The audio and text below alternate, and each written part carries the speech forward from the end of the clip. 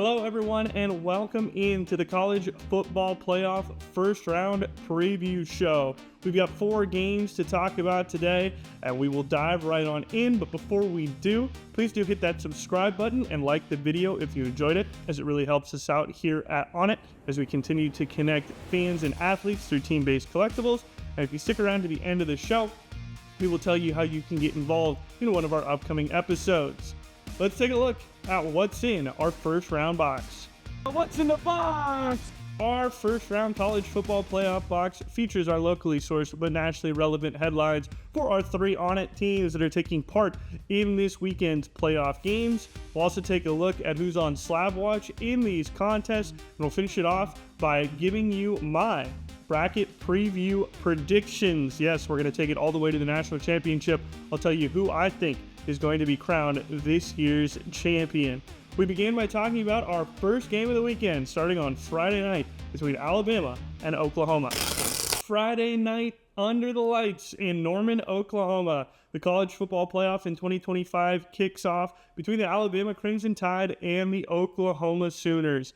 Looking forward to this game, which is a rematch of a regular season contest that Oklahoma won 23-21 in Tuscaloosa. It is our ONIT game of the week, and there are a lot of questions going into this ball game. The first question for both teams is, how do the quarterbacks play? John Mateer this season, ever since his hand injury, has really struggled to complete passes. His accuracy has looked way off compared to where it was at the start of the season. And then Ty Simpson, last time we saw him was under immense duress constantly against a Georgia defense that has really improved throughout the entirety of the season.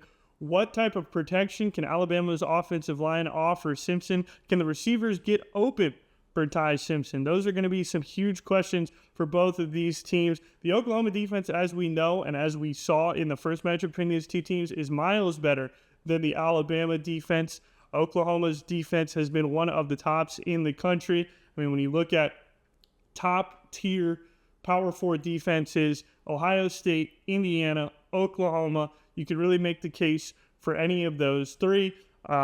When you look at this game, last time they played, Oklahoma forced 3 turnovers. They scored 17 points off the 3 turnovers and only won the ball game by 2 points. So the defense is going to have to come up big on separate occasions. Again, they're going to need to force turnovers against this Alabama team if Oklahoma wants any shot. But I think that Alabama getting healthier, they're going to get Jam Miller back. They are not as rested as Oklahoma because they did play in the SEC Conference Championship game, but some of their players are getting healthier. They were very close in this game last time, as I mentioned, lost by just 2 points. They missed a field goal, turned the ball over 3 times. Oklahoma scored 17 points off of 3 Alabama turnovers. One of those was a pick 6. Even if you just take the pick 6 off the board, Oklahoma loses the game. So with that all being said, I think that Alabama is probably going to advance in this contest as long as they can protect the football. Even if they turn the ball over 2 times, I still see a pathway for Alabama winning this game. I know turnovers can be random, can be fluky at times. This Oklahoma defense has shown that it is not random or fluky. They are experts at taking the ball away. So I have to imagine that Alabama is going to turn it over at least once. Like I said, even if they turn it over twice, still have the opportunity to win this game. They can't turn it over 3 times like they did last time. And if they can do that, I think Alabama has this game in the bag. Otherwise, if Alabama has ball security issues, Oklahoma is probably advancing. The winner of this game does get to head to the Rose Bowl and take on Indiana. Should be really fun. We'll talk more about that in the bracket section of the show. But make sure you're watching this game Friday night, 8 p.m. Eastern Time. Should be a fun one. Our other ONIT team in action, Texas A&M taking on Miami. The Aggies, as the number 7 seed, getting to host the 10th seeded Hurricanes at Kyle Field in College Station. This is a fantastic matchup, maybe the best matchup of the first round. It's a game that we don't get to see a lot between 2 premier programs in the sport, Miami and Texas A&M. Oklahoma and Alabama already played this year. They played last year as well. It's going to be the 3rd time that those teams are matching up. Texas A&M and Miami hasn't happened in a while, and it is taking place Saturday, December 20th at noon Eastern Time. Can't wait for this game. A&M coming off their first loss of the year to Texas. They were undefeated up until week 14 when they went into the rivalry game against Texas. Couldn't manage to pull that game out, and then because of the loss, missed out on playing in the SEC championship game. Their head coach, Mike Elko, thinks that maybe this is the loss that actually helped them become a better team because they hadn't faced enough adversity, although they had the crazy comeback against South Carolina. They were in a very adverse situation in that game against the Gamecocks. But either way, this is a game that is going to be really special. You got two very talented quarterbacks, Marcel Reed, Carson Beck. Think that will be a fun matchup to watch. The receivers for A&M this year have been outstanding. Mario Craver, Casey Conception. Can they get open against the Hurricanes secondary? Can the A&M line block well enough against the fearsome pass rush that Miami has? Can A&M get home to the quarterback with Cassius Howell, their elite defensive edge? So it should be interesting to see how the lines match up and then what type of play we get from the quarterbacks in that game.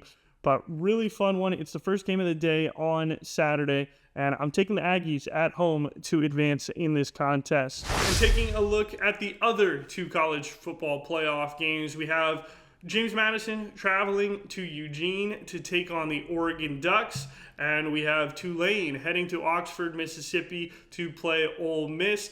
Tulane has already played Ole Miss in Oxford this season. It was a 45-10 beatdown for the Rebels. Hard to imagine anything other than that type of scenario happening again. Although it's hard to beat teams twice in college football, it is a definite mismatch in terms of talent on both sides of the ball in favor of Ole Miss. Even though it'll be the first game for the Rebels without Lane Kiffin, it's hard to see a world where they struggle with Tulane. Maybe I'm wrong and Tulane surprises me, but as I said, we've already seen this story play out one time this season in Oxford. The game is taking place in the same place where that beatdown happened earlier this year, and for that reason got to back the Rebels to advance.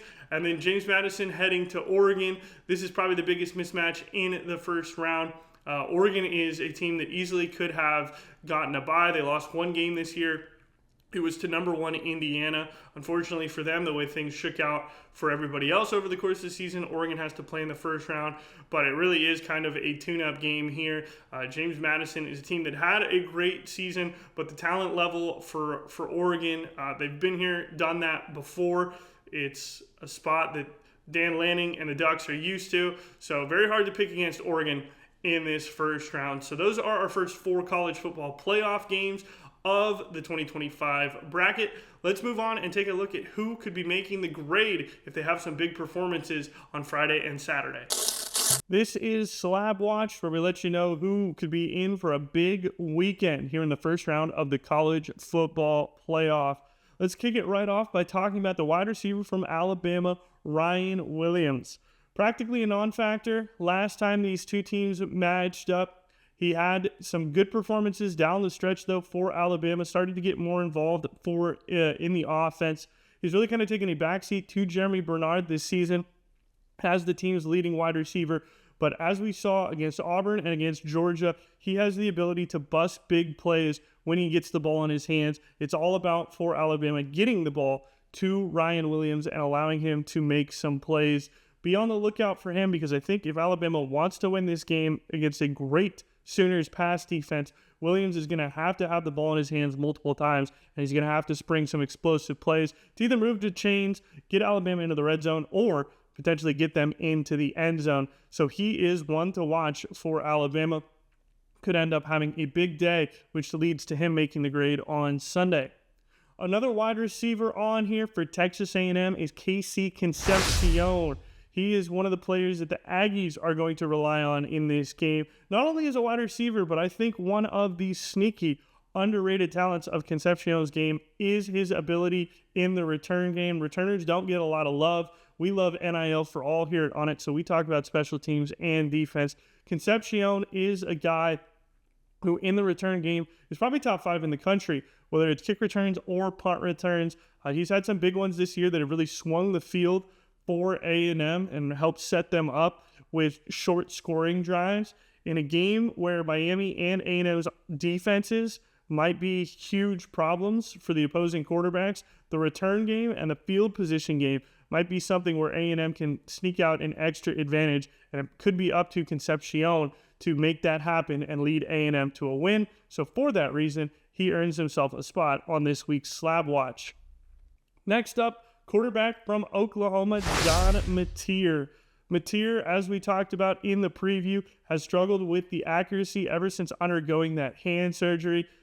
He had another week of rest last week without any games being played for Alabama. He's actually had 2 weeks of rest since the championship games and then bowl week. So he's had some time to put the hand injury potentially behind him.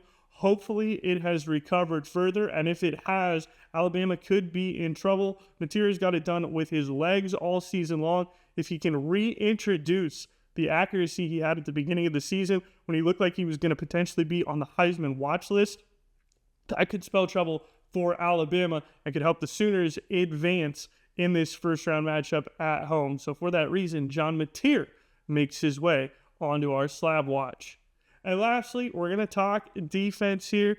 We love NIL for all at ONIT, and we got to talk about Cassius Howell. He could make life miserable for Carson Beck there in the backfield. Howell going after the former Georgia quarterback. He'll be trying to firmly plant him on his backside all game long.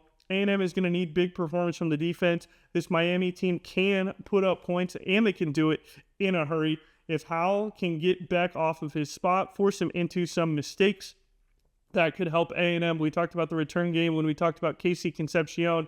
The defense can also help create some short fields if they can force 3 and outs or force some turnovers. Beck has been prone to turnovers when he gets into trouble. Howell can put him into trouble and could help A&M be the difference makers in this ball game. So with that being said, that is why Cassius Howell ends up on this week's Slab Watch. Let's move on and take a look at the college football bracket now, and I'll give you my predictions on how I think this playoff is going to play out.